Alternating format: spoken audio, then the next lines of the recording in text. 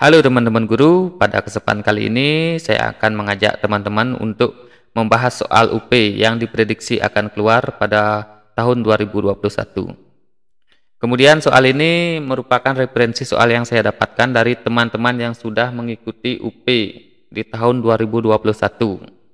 Jadi kebanyakan teman-teman yang sudah melaksanakan UP mengatakan bahwa soal-soal UP yang mereka pelajari dari referensi soal tahun 2020 atau sebelumnya itu tidak banyak keluar. Jadi teman-teman jangan terfokus belajar di soal-soal tahun sebelumnya, tapi lebih menekankan pada kisi-kisi soal yang ada pada 2021. Karena soal-soalnya berdasarkan kisi-kisi tersebut. Oke, sebelum kita masuk ke pembahasan soal, saya ingin menekankan bahwa soal ini mungkin tidak akan 100% sama, tapi soal ini mendekati, menurut pengalaman teman-teman yang sudah UP, jadi soal ini dikatakan mendekati seperti soal yang akan keluar. Jadi kita ambil pola pikirnya. Kemudian lagi satu, yaitu saya tidak ingin mengatakan bahwa jawaban yang saya pilih itu adalah yang 100% benar. Jadi kembali lagi dengan pemahaman teman-teman sendiri untuk memilih jawaban yang menurut teman-teman paling tepat. Oke, langsung saja kita menuju ke pembahasan soal nomor 1. Fenomena korupsi di Indonesia nampaknya telah menjadi budaya dengan melihat berbagai kasus yang terjadi. Ketidakjujuran telah melanda masyarakat mulai dari hal yang paling kecil hingga hal yang besar yang mengarah ke tindak kriminal. Tindakan tersebut melanggar norma. Baik, A. Kesusilaan, B. Keluarga, C. Hukum, D. Kesopanan, E. Agama. Jadi kalau kita lihat dari definisinya, kesusilaan itu yaitu peraturan hidup yang berasal dari hati manusia, yang hukumnya bisa berupa cemoohan atau dikucilkan.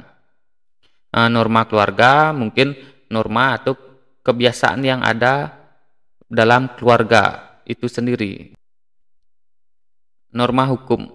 Pengertian norma hukum sebagai aturan atau ketentuan yang mengikat semua atau sebagian warga masyarakat. Aturannya baku, ukurannya untuk menentukan sesuatu.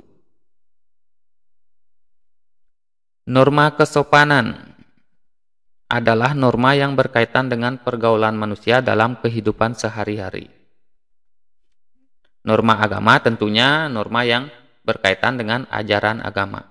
Jadi kalau kita lihat di sini dari soalnya, yaitu yang ditekankan di sini ada kata kunci berupa korupsi.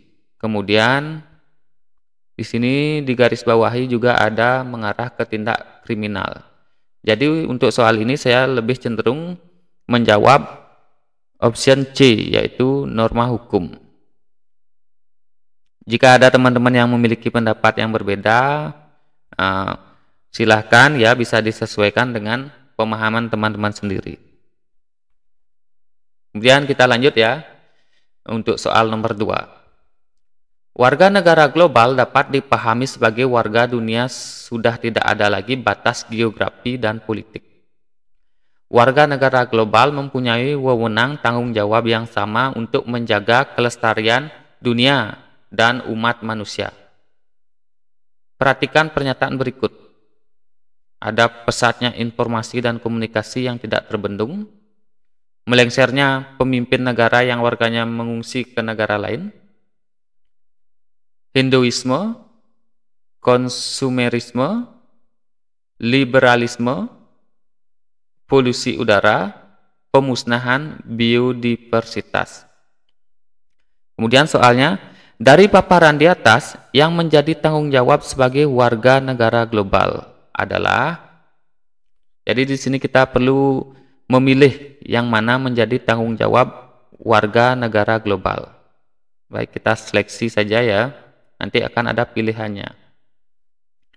Jadi pesatnya informasi dan komunikasi yang tidak terbendung. Nah, itu sesuai dengan permasalahan global. Jadi A, kita tandai 1. Kemudian B, melengsarnya pemimpin negara yang warganya mengungsi ke negara lain. Nah, mungkin ini hanya sifatnya menjadi permasalahan dari dua negara. Jadi saya rasa tidak sesuai. Kemudian C, Hinduisme dan konsumerisme. Jadi kita lihat pemahaman, mungkin Hinduisme itu adalah budaya hidup yang mengejar segala sesuatu kebahagiaan yang berlebihan. Kemudian juga konsumerisme atau membeli segala gaya hidup yang terlalu berlebihan. Kemudian liberalisme, yaitu yang menekankan kepada pemenuhan hak-hak warga negara. Kemudian polusi udara. Nah, ini polusi udara ini tentunya menjadi masalah global yang harus ditangani. Jadi kita sudah mendapatkan dua, yaitu pesatnya informasi, polusi udara. Kemudian yang terakhir yaitu pemusnahan biodiversitas. Biodiversitas ini adalah keanekaragaman hayati. Nah, ini terjadi di seluruh dunia, di mana keanekaragaman hayati, baik itu di laut ataupun di darat, tentunya banyak yang berkurang karena keserakahan manusia. Jadi ini juga merupakan permasalahan global. Jadi nanti kalau ada optionnya, saya akan memilih option A, E, dan F. Nah, itu yang merupakan menjadi permasalahan global. Baik, kita lanjut ya. Seorang guru kelas 4 yang akan mengajar subtema bangsa dan budaya bangsaku menuliskan kompetensi dasar bersyukur kepada Tuhan dan menyadari kewajiban dan hak asasi sebagai makhluk Tuhan di tengah kebersamaan dengan lingkungan. Dia ingin menunjukkan berbagai keunikan dari rangkaian kegiatan ritual adat dari berbagai daerah. Bahan ajar yang sesuai. Jadi yang di sini ditanyakan adalah bahan ajar yang sesuai. Sedangkan kata kuncinya di sini yaitu rangkaian kegiatan ritual adat. Mari kita baca opsinya terlebih dahulu. A. Gambar tradisi ngaben. B. Foto pembuatan ukiran suku Asmat. C. Masalah kontekstual di sekitar siswa. D. Kasus nyata yang terjadi pada teman sekelas. Atau E. Ritual perkawinan berbagai daerah melalui video. Nah, jadi di sini dia ingin menunjukkan keunikan dari rangkaian ritual. Jadi kalau bicara masalah rangkaian ritual, yang pertama A. Gambar. Nah, itu tidak bisa, saya rasa kurang efektif jika untuk menunjukkan rangkaian kegiatan ritual. Kemudian foto pembuatan ukiran suku Asmat. Nah, juga kurang efektif medianya kalau kita bicara soal rangkaian. Yang C, masalah kontekstual di sekitar siswa. Nah, ini tidak nyambung dengan materinya, yaitu keanekaragaman atau keunikan ritual adat berbagai daerah. Kemudian D, kasus nyata yang terjadi pada teman sekelas. Nah, ini juga tidak nyambung dengan konteks yang dibicarakan tentang ritual adat. Yang E, ritual perkawinan berbagai daerah melalui video. Nah, ini teman-teman. Jadi saya di sini lebih memilih option E, di mana ritual perkawinan berbagai daerah melalui video. Jadi dengan video mungkin lebih bisa menunjukkan berbagai keunikan dari rangkaian kegiatan ritual yang ada di berbagai daerah di Indonesia. Oke, saya rasa sudah cukup jelas. Kita lanjut ke pembahasan soal nomor 4. Salah satu KD di kelas rendah adalah 3.6. Mencermati isi teks informasi tentang perkembangan teknologi produksi komunikasi dan transportasi di lingkungan setempat. Berdasarkan KD uraian tersebut, kegiatan inti yang dapat dilakukan Pak Andi sebagai guru kelas rendah adalah A. Meminta peserta didik mewarnai gambar handphone. B. Menyajikan gambar handphone dan meminta peserta didik bercerita tentang gambar tersebut. C. Mengajak peserta didik mengidentifikasi alat komunikasi dan transportasi yang digunakan keluarga di rumah. D. Memberikan kuis tentang jenis-jenis alat komunikasi dan contoh-contohnya. E. Mengajukan pertanyaan apakah di sekitarmu ada warung internet atau warnet. Baik, kita lihat konteks soalnya teman-teman. Jadi di sini mencermati teks informasi tentang perkembangan teknologi produksi komunikasi dan transportasi di lingkungan setempat. Nah, kegiatan intinya tentang mencermati.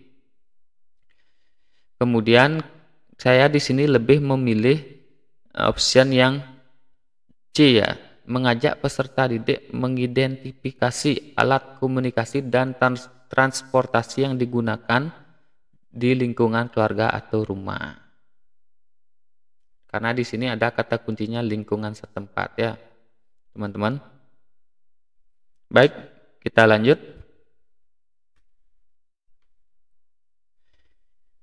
Seorang guru kelas 4 akan memperjelas nilai-nilai yang keliru di masyarakat dengan membangun kesadaran pada sistem nilai kebaikan pada diri siswa atau internalisasi melalui kebebasan memilih, menghargai, dan berbuat yang baik.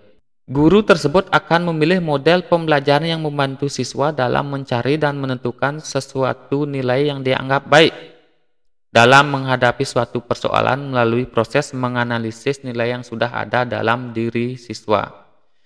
Berdasarkan kasus di atas, maka model pembelajaran berbasis PPK yang dinilai tepat adalah A. Pembelajaran berbasis masalah, B. Teknik klarifikasi nilai, C. Jigsaw, D. Aksi sosial Newman, E. Konsiderasi. Nah, di sini saya memilih B karena kalau dilihat dari definisinya yaitu bisa kita atau teman-teman baca sendiri ya. Klarifikasi nilai adalah metode yang membantu siswa untuk memahami dan memilih nilai yang mereka yakini. Klarifikasi nilai merupakan salah satu metode yang berupaya menumbuhkan kecerdasan intelektual anak didik agar mampu melahirkan suatu keputusan norma yang terbaik dan penuh rasa tanggung jawab. Nah, jadi ini saya rasa sangat sesuai dengan kasus yang terjadi di atas. Jadi sudah jelas ya, jawaban yang saya pilih di sini adalah option B, yaitu teknik klarifikasi nilai. Berikutnya, guru kelas 4 menuliskan indikator pembelajaran menunjukkan sikap jujur. Guru akan mengukur reaksi perilaku siswa ketika siswa menanggapi contoh perilaku tidak jujur atau bertindak curang dengan mencontek. Kemudian siswa diminta untuk menunjukkan reaksinya bagaimana tindakan saat mengakui kesalahan. Guru harus mampu menyusun contoh penilaian karakter tindakan jujur terhadap mengakui kesalahan. Indikator perilaku dan kategori capaian perkembangannya. Alat penilaian yang sesuai. Jadi di sini yang ditekankan adalah alat untuk mengukur reaksi perilaku siswa. Nah, jadi ada beberapa penilaian, yaitu A. Pengamatan perilaku, B. Wawancara dengan siswa tentang perilaku jujur, C. Lembar observasi, D. Portofolio hasil kegiatan, E. Tentang sikap jujur. Jadi di sini sudah jelas ya, optionnya yaitu yang C. Guru melakukan pengamatan sesuai indikator. Jadi observasi itu yaitu penilaian yang berdasarkan pengamatan sesuai dengan permasalahan kasus di atas. Baik, kita lanjut ya ke pembahasan soal yang nomor 7. Seorang guru kelas 4 menuliskan indikator siswa dapat membedakan antara tanggung jawab hak dan kewajiban sebagai masyarakat dalam kehidupan sehari-hari. Penilaian pengetahuan dilakukan dengan cara mengukur penguasaan siswa mencakup dimensi pengetahuan faktual, konseptual, prosedural, dan metakognitif dalam berbagai tindakan proses berpikir. Teknik penilaian yang sesuai adalah, nah jadi di sini sudah ditekankan teman-teman, yaitu yang saya garis bawahi di sini yaitu penilaian pengetahuan. Jadi yang mana saja di option ini yang merupakan penilaian pengetahuan. Nah yang pertama tes tertulis. Nah ini sudah jelas termasuk kita tandai 1A. Kemudian ada lembar observasi. Nah ini merupakan penilaian sikap, jadi tidak sesuai. Kemudian tes lisan. Nah ini tes lisan biasanya mengukur keberanian siswa. Saya rasa juga tidak sesuai. Kemudian pilihan ganda. Nah ini sesuai ya. Jika kita biasanya tes di sekolah untuk mengukur pengetahuan siswa bisa menggunakan pilihan ganda. Penugasan. Nah penugasan ini bersifat biasanya proyek atau portofolio. Kemudian skala sikap. Nah ini penilaian sikap juga tidak sesuai dengan yang diminta yaitu penilaian pengetahuan. Jadi yang paling tepat di sini adalah tes tertulis dan tes pilihan ganda. Baik, kita lanjutkan ya.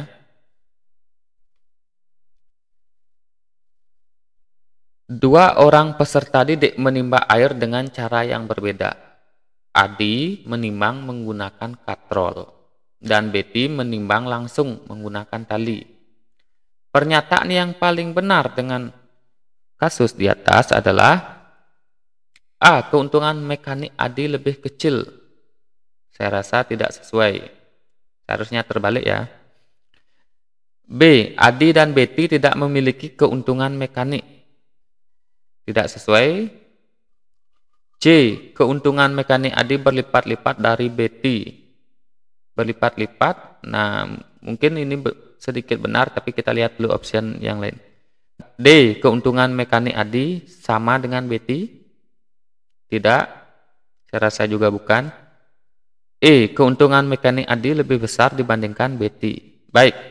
Kalau kita lihat di sini, jadi saya rasa jawaban yang paling tepat adalah di option E, di mana keuntungan mekanik Adi lebih besar dibanding Betty. Berikutnya, bacalah paragraf berikut dengan cermat. Ibu kota baru memang dirancang menjadi area sehat, ramah keluarga, ramah anak, ramah pendidikan dengan fasilitas infrastruktur yang paripurna, kelas ibu kota negara. Sarana dan prasarana transportasi berkonsep mobilitas massal yang menggunakan model ramah lingkungan. Terbayang, hidup di ibu kota baru tanpa polusi dan kemacetan. Kalimat yang dicetak miring dikatakan ketik karena titik-titik. Nah, yang cetak miring ya, jadi dari sarana dan prasarana transportasi berkonsep mobilitas massal yang menggunakan modal ramah lingkungan. Nah, jadi itu yang diketik miring. Kita lihat optionnya ya. A. Logis dan menggunakan kata sesuai EYD. B. Efisien dan tidak taksa makna. Memiliki atau taksa makna itu tidak memiliki makna ganda ataupun ambigu. C. Lugas dan tidak terpaksa. D. Logis dan tidak ambigu. E. Tidak ambigu dan menggunakan kata yang sejajar. Jadi di sini saya lebih memilih yang option B ya, efisien dan tidak taksa makna. Baik, kembali lagi, jika teman-teman ada memiliki pendapat yang berbeda, silahkan sesuaikan dengan pemahaman teman-teman sendiri. Baik, berikutnya nomor 10. Pak Pardi merupakan guru kelas 5 SD. Pada waktu mengajarkan konsep perambatan kalor ini di kelas, dia mendapatkan sebagian besar peserta didik kesulitan memahami materi yang tidak memperhatikan penjelasan. Hal ini membuat Pak Pardi merenung dan bertanya-tanya. Mengapa para peserta didik cenderung mengantuk ketika dia menjelaskan konsep perambatan kalor di depan kelas? Rencana tindakan yang dapat dilakukan Pak Pardi untuk mengatasi permasalahan di atas atau permasalahan di kelas adalah, kita baca opsinya ya. A. Memberikan ulangan harian tentang adaptasi perambatan kalor. Nah, ini tidak sesuai ya, karena permasalahan yang ditekankan di sini yaitu peserta didik mengantuk dan tidak memahami materi. Nah, tidak sesuai. Kemudian B. Memberikan hukuman kepada seluruh peserta didik yang mengantuk. Nah, itu juga bukan solusi yang tepat. Kemudian C. Menugaskan peserta didik untuk belajar mandiri tentang perambatan kalor. Saya rasa juga ini bukan.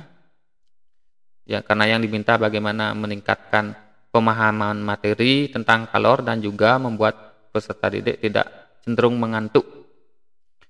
Kemudian yang D. Meminta peserta didik mengamati tayangan video tentang fenomena perambatan kalor dan menyampaikan pendapatnya. Nah, ini mungkin bisa dipertimbangkan. Kemudian yang E, kita baca dulu yang E ya. Meminta peserta didik untuk menuliskan pendapat tentang fungsi pakai pada alat masak logam. Nah, ini jadi di sini sudah jelas yang paling tepat yaitu yang option D. Meminta peserta didik mengamati tayangan video. Yang pertama, tayangan video ini bisa membuat peserta didik tidak bosan atau tidak mengantuk karena medianya lebih menarik. Kemudian menyampaikan pendapatnya. Nah, ini juga membuat peserta didik lebih aktif. Nah, sehingga peserta didik tidak mengantuk saat mengikuti pembelajaran dan bisa terfokus sehingga nanti pemahaman peserta didik terhadap materi akan lebih bagus tentunya. Baik, sampai di sini dulu teman-teman untuk pembahasan soal UP hari ini. Nanti jika memang ini bermanfaat untuk teman-teman, mungkin saya akan buatkan video-video berikutnya. Baik, terima kasih karena sudah berkunjung di channel ini. Semoga bisa bermanfaat untuk teman-teman semua. Terima kasih.